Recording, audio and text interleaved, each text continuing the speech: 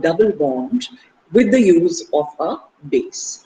So it is normally said that E1 reaction, it is unimolecular because it is dependent on the concentration of the substrate only, and it is not dependent upon the strength of the base or the amount or the concentration of the base.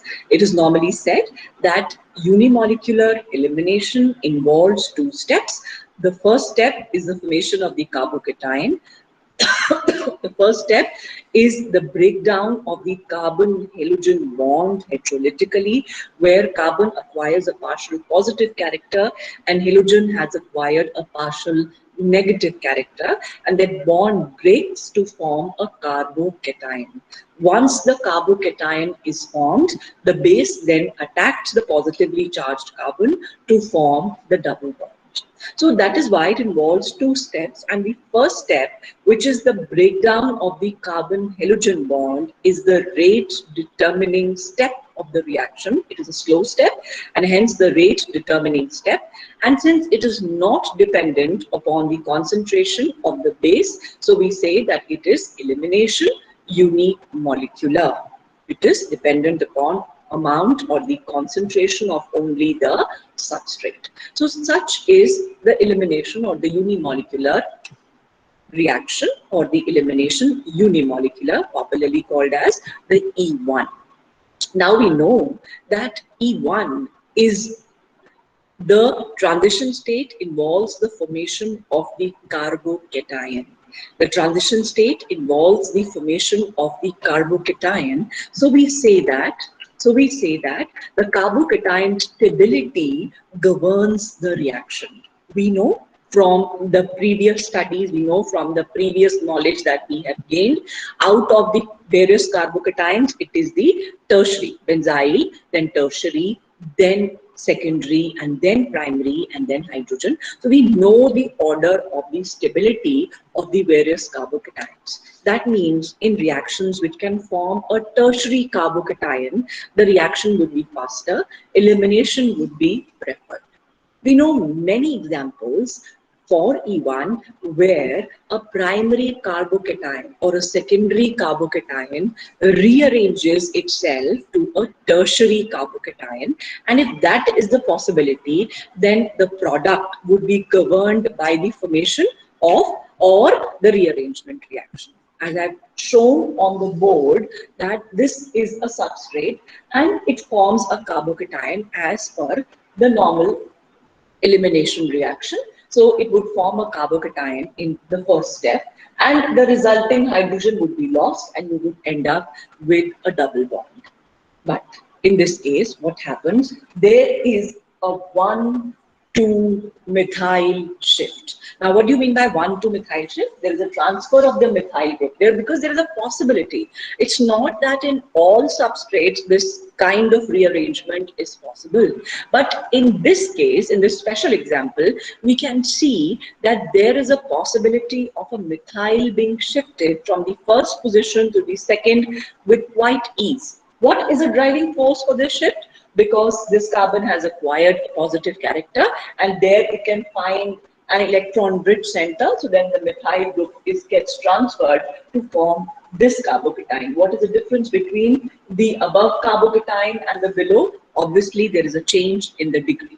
Because there is a change in the degree, the transference of 1,2-methyl shift has brought about the stability of this carbocation via a rearrangement reaction. So then a rearrangement reaction takes place and finally we get a more substituted alkene as the major product. So this is a minor product and we say that this is the minor product. But this is also formed. It's not that this is not formed, but yes, the major product will be the more substituted alkene because it can undergo a rearrangement or via a 1,2-methyl shift where a primary carbocation or rearranges to a secondary or a secondary rearranges to a tertiary depending upon the transfer. There are many other examples as well where the rearrangement, if possible, causes a rearrangement reaction and following the formation of a more substituted alkene in accordance with the Sedgwick rule. we have seen in the E2 elimination as well, the transition state was not a carbocation, but it was the alkene-like, because it is a concerted one-step reaction. This is not a concerted one-step reaction. It is a two-step reaction where the first step is the formation of the carbocation. So there are many instances where you can actually isolate the carbocation and see that there is a transition state being formed, but not in many cases. So whenever there is a possibility of a rearrangement via a methyl shift, via a hydride shift, we say that such rearrangement reaction produces a more substituted alkene, which is going to be my major product. So I hope the E1 elimination or elimination unimolecular is quite clear up to now. So it is much simpler than the E2 elimination, which is the major or comprises the major part of the elimination reactions. Now the next part, so there are various other reactions as well. Now let us talk about the factors which influence the elimination unimolecular reaction. Let us talk about the factors we discussed for E2. We discussed the factors like structure of the substrate, strength of the base, nature of the leaving group, and the solvent on the E1 reaction. So let us talk about the structure of the substrate. So as per my talk up till now, we know that the structure of the substrate would be favored in case which favors a more or a tertiary carbocation rather than a secondary, and the least favorable substrate would be one which would favor the formation of a primary carbocation. So we say that the E1 reaction, since it takes place via the formation of the carbocation, so it will depend upon the stability of the carbocation. My question is, why are tertiary carbocations more stable than the secondary, followed by the primary?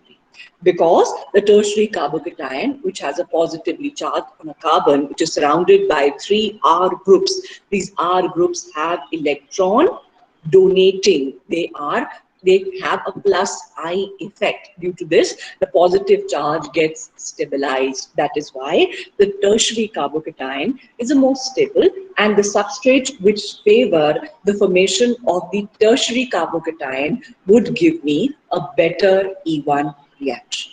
So that means the rate of the E1 reaction depends upon the stability of the carbocation, which is 3 degree, followed by 2 degree, then 1 degree, and then is the alkyl halide.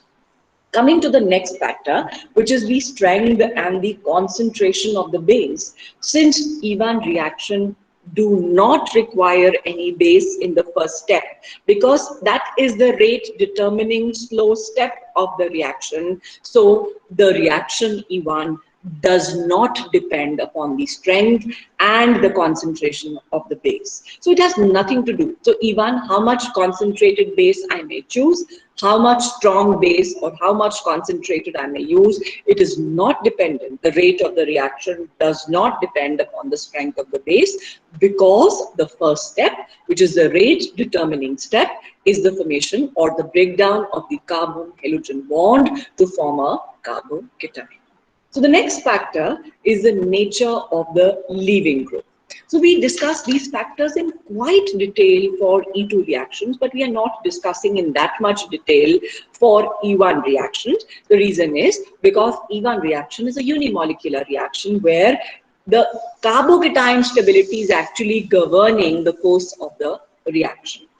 Reactivity of the E1 depends on the nature of the leaving groups, and it is said that the best leaving groups are the ones which are least basic and more polarizable. So the order of the strength would be iodide, then bromide, then chloride, then fluoride. The leaving group has to leave. Like if I have a carbon fluorine bond, the first step is the breakdown of that bond, and you know, since fluorine is the most electronegative atom, it would not like to leave it. Since it will not like to leave it, the carbon will not acquire a positive character so soon. So that is why we say that it should be least basic and easily polarizable. So that is the reason why we have the order of that strength. Then the nature of the solvent. Since E1 reactions involve ionic intermediate involve a carbocation kind of an intermediate, it increases with the polarity of the solvent. You have to take a more polar solvent so that you can carry out the reaction with quite ease. So again, we have to draw a comparison. Like I drew a comparison between SN2 and E2. In the same way, we have to draw a comparison, because for every elimination, I told you, there is a back end competing substitution that is happening. I may want or not, there's always a competing substitution reaction that is happening. So if I have to compare an E1 reaction versus an SN1, both of them involve two steps. Both of them are favored by polarizable solvents. Both of them are actually follow the order of carbocation, 3 degree, 2 degree, 1 degree. They have a first order kinetics and involve are a non-stereospecific, or there is racemization in case of SO1. So basically they are non-stereospecific, means that it does not favor the formation of one product, but it is governed by the formation of the carbocation. Wherever the carbocation stability is there, the reaction would be favored or would go in that direction and would form the desired product. Whether it is left substituted or more substituted, whether it is a Z alkene or E alkene, like we had discussed for E2 reactions in quite detail. For E2 reactions, you have to discuss it in quite detail. And so that is the reason why you must know that for E2, the stereochemistry is a very important factor, and there are many types of different questions which are asked for different substrates. You actually have to draw the stereochemistry. You actually have to take into account the stereochemistry and draw the Fischer and Newman projections, but not in the case of E1. It is much simpler because the reaction is non-stereospecific. It does not favor the formation of one product. Okay. So the last kind of elimination is elimination elimination unimolecular CB, which is called as the conjugate base, E1CB. So we can do that reaction, but I would like to talk about certain specific kinds of elimination reactions, which are dehydration reactions, which are dehalogenation reactions, and one by name reaction which is called as the Peterson elimination. So there are three specific types of elimination. Before I talk about E1CB, elimination unimolecular conjugate base, again this is a very simple, much simpler than E2, then E1, and E1CB is very particular, very specific, and involves just one or two examples. But before that, I would like to talk about specific examples of elimination, which are dehydration of alcohols to form a double bond, which are dehalogenation reactions, and one by name reaction, which is called as the Peterson elimination reaction.